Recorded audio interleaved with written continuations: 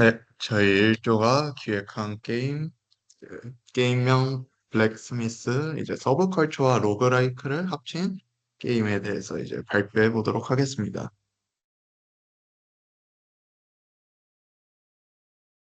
네, 이제 목차는 이제 먼저 개요에 대해서 설명할 것이고요. 그 다음에는 세계관, 이제 게임 시스템, 인터페이스, 그리고 마지막 전투에 대해서 설명해 드리도록 하겠습니다.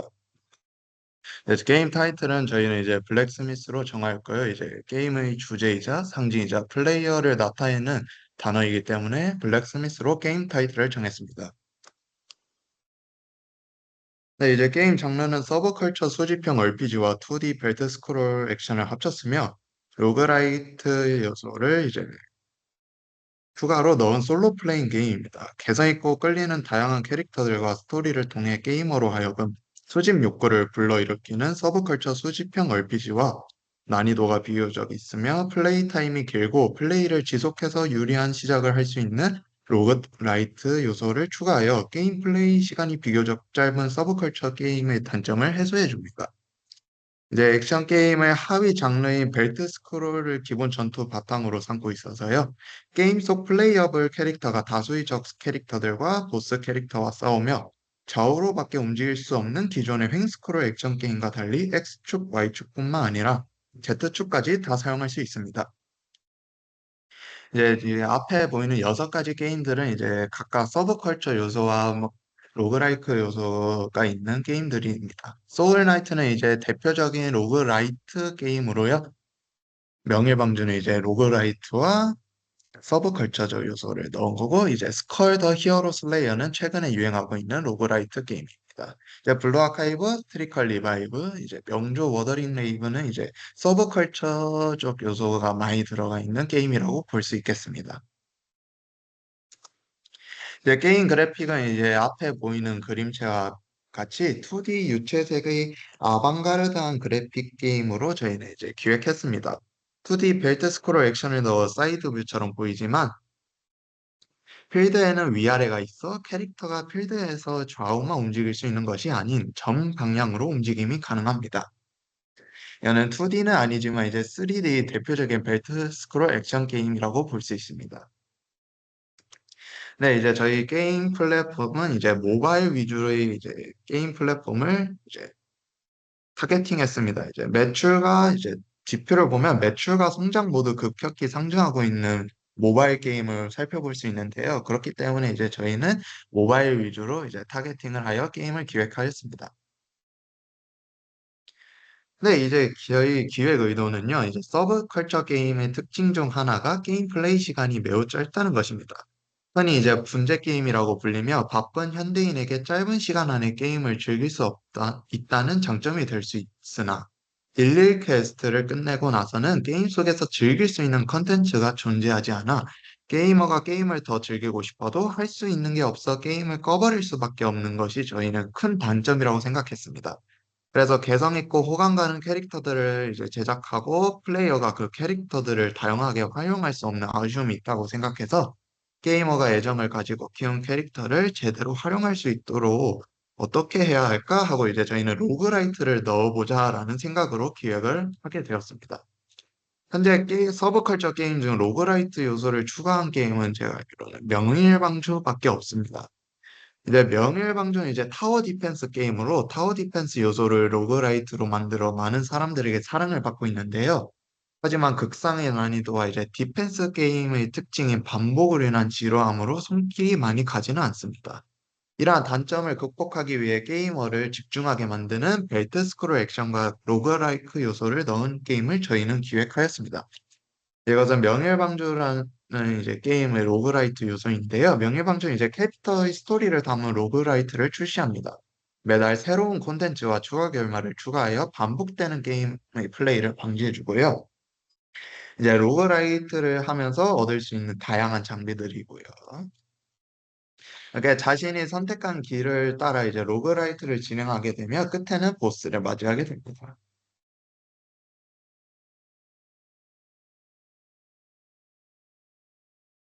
네, 주요 타겟 연령층은 이제 저희는 이제 벨트 스크롤 액션 게임이기 때문에 컨트롤이 필요하며 서브컬처적 요소가 많이 들어간 수집형 RPG 게임이기 때문에 서브컬처 게임에 관심이 많은 10대 초반에서 30대 후반 사이 연령층이 이 게임의 주된 고객층이라고 생각합니다. 실사적인 그래픽은 또 이제 서브컬처와 맞지 않으므로 애니메 스타일의 아방가르드한 그림체의 그래픽으로 저희는 제작을 기획합니다.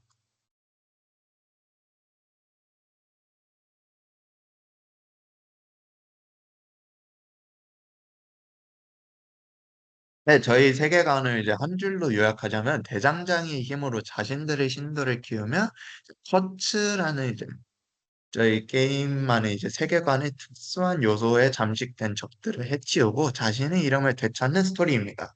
네, 세계관은 이제 길게 저희가 써놨기 때문에 이제 기획서를 보고 나서 이제 한번 깊게 보시면 되실 것 같습니다. 네, 저희 게임 메커니즘은 이제 로비 화면에서 우측 상단 입장 부분을 클릭하면 게임, 스토리, 던전, 로그라이트를 선택해서 시작할 수 있습니다. 게임 시작 전 캐릭터 준비창에서 자신이 원하는 캐릭터 3명을 선택하고요. 선택한 캐릭터들로 시작을 누르면 캐릭터 하나가 맵 가장 좌측에 생성되며 이제 우측으로 게임을 진행하게 됩니다. 적들을 다 처치하기 전에는 다음 구역으로 이동이 불가능하게끔 이동 배경에 맞는 장애물, 이제 예를 들어 숲은 덩굴로, 설산 지역은 얼음벽으로 막아놓습니다. 네, 이제 좌측으로 이동하면서 퍼즐 또는 다수의 적들을 처치하고요. 이제 로그라이크의 경우는 이제 중간 보스 이런 것도 있고 상점에서 스탯 또는 스킬을 구매해서 이제 강화된 적을 처치하고 이제 마지막 구역에 도달하면 보스를 조우하게 되고 보스 패턴을 회피하고 패링을 통해 에너지를 채우고 적을 특수 스킬로 처치하는 게임이 끝나게 됩니다. 처치한 적들의 수에 따라 경험치와 돈을 획득하게 되며 처음으로 게임을 클리어할 시 뽑기 재화를 획득할 수 있습니다. 네, 로그라이크 이제까지 포함된 제가 게임 메커니즘으로 현재 지금 보여드리고 있으며요. 적을 로그라이크의 경우 적을 처치해 얻은 재화로 상점에서 캐릭터를 강화해주는 장비나 지원 유닛을 살 수 있습니다. 이제 보스나 엘리트 몹을 처치 시에는 캐릭터의 스킬을 변화 또는 강화해 로그라이트만 던전만이 즐길 수 있는 색다른 체험을 해볼 수 있습니다. 예를 들어 궁을 2번 연속으로 사용 가능하거나 일정 조건이 되어 사용할 수 있던 패시브를 평타 칠 때마다 나가도록 변경하거나 기존에 없던 새로운 스킬을 사용해 볼 수 있습니다. 이제 로그라이트를 클리어할 시에는 특수 재화를 획득하게 되고 강화에 필요한 재료나 돈, 스킨을 살 수 있도록 하여 플레이어로 하여금 로그라이트를 하고 싶게 만드는 원동력을 만들어 준다고 할 수 있습니다. 네, 저희 시점은 이제 사이드 뷰처럼 보이지만 사이드 뷰의 X축, Y축만 뿐만 아니라 앞뒤, 옆, 높이 3축 전방향으로 이동이 가능합니다. 하지만 이제 카메라의 시점상 사이드 뷰처럼 한 방향으로 고정되어 있습니다. 게임 플레이는 이제 캐릭터가 왼쪽에서 오른쪽으로 진행합니다. 네, 로비 UI는 이제 지저분한 느낌이 들지 않도록 적게 넣으며 가장자리 위주에 놓습니다. 메인 로비 화면에서 자신이 뽑은 캐릭터의 호감도를 획득할 수 있으며 모은 호감도와 경험치 덩전에서 수급한 재화로 대장간을 강화할 수 있습니다. 대장간을 강화하면 캐릭터의 스탯이 상승하고 던전을 도는 데 필요한 에너지를 더 빨리 획득할 수 있게 됩니다. 대장간 주변 본진을 자신이 선택해서 지을 수 있습니다. 숙소나 음식점 같은 건물을 지어 플레이어만이 메인 로비를 꾸밀 수 있습니다. 또 이제 숙소의 레벨에 따라 돈의 수급량도 변합니다. 네, 인게임 UI는 이제 상단 중앙에는 적의 피통이 표시되며 하단 중앙에는 캐릭터 자신의 피통이 표시됩니다. 우측에는 이제 교대 가능한 캐릭터가 세로로 2명 나열되어 있으며 5시 방향에는 일반 공격, 회피, 스킬 1, 스킬 2가 배치되어 있습니다. 일정 에너지를 채우며 스킬이 쿨타임이 초기화되며 궁극기로 강화됩니다.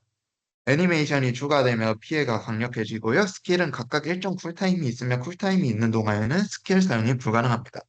하단 중앙 피통에는 이제 밑에는 에너지 게이지가 있는데 이를 채워야 궁극기가 활성됩니다. 네, 전투 종료 UI는 이제 3명의 캐릭터 중 1명의 일러스트와 함께 임무를 완수했다는 대사가 뜨며 그 밑에는 캐릭터의 사망 횟수와 플레이 시간에 따라 3변인지 2변인지 1변인지 나누어지며 보상도 달라지게 됩니다. 우측에는 수급한 재화 재료, 경험치 뽑기 재화를 명시해주고 우측 상단에는 수급된 경험치에 비례하여 캐릭터의 호감도를 이제 확인할 수 있습니다. 네, 저는 레벨 시스템을 이제 네 가지로 이제 나누어서 써봤고요. 우선 먼저 캐릭터 레벨입니다. 캐릭터의 최대 레벨은 60렙이며 10레벨마다 돌파를 해야 다음 레벨로 상승할 수 있습니다. 레벨업 시에는 공격력과 체력만 상승하고 돌파 시에는 체력, 공격력, 방어력, 치명타 확률, 치명타 피해, 최대 스태미나 등 모든 스탯이 상승하게 됩니다. 게임의 특성상 동전을 돌 때 필요한 에너지 수급량이 한정되어 있어 캐릭터를 키우기 위해서는 경험치 던전, 재화 던전, 돌파 재료 수급 던전을 적절히 분배하여 낭비하지 않도록 합니다.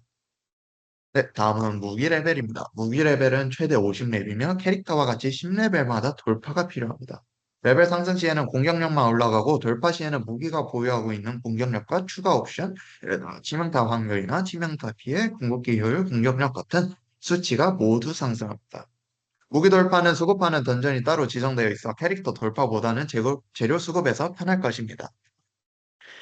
세 번째는 계정 레벨입니다. 계정 레벨의 최대 레벨은 80렙이며 후에 최대 레벨을 달성한 사람의 비율이 많아지며 업데이트와 함께 계정 레벨의 최대치가 일정 수치 상승하게 됩니다. 수집형 RPG이므로 처음에는 이제 가챠 뽑기를 원활하게 도와주기 위해서 5레벨 상승할 때마다 뽑기 재화를 제공해 줍니다. 플레이어는 이제 최대 레벨까지 20레벨까지 총 4번의 가챠 기회를 획득할 수 있고요. 플레이어는 이제 원하는 캐릭터를 뽑기 위해 가챠를 하게 될 것이고 그 부족한 가챠 재화를 획득하기 위해 계정 레벨을 올리기 위해 게임을 더 열심히 하게 되고 이는 게임에 대한 이제 재미를 유도할 수 있게 됩니다. 네, 또 이제 현재 계정 레벨에 따라 무기와 캐릭터 돌파 제한이 있어서요. 계정 레벨이 일정 이상 되어야 캐릭터와 무기를 돌파 가능하게 됩니다. 네, 마지막으로 스킬 레벨입니다. 스킬은 일반 공격, 스킬 1, 스킬 2, 강화된 스킬 2, 궁극기로 패시브 총 5개로 나뉘어져 있으며 최대 8레벨까지 올릴 수 있습니다. 스킬 레벨업은 이제 캐릭터 돌파 레벨에 따라 최대로 올릴 수 있는 수치가 제한됩니다.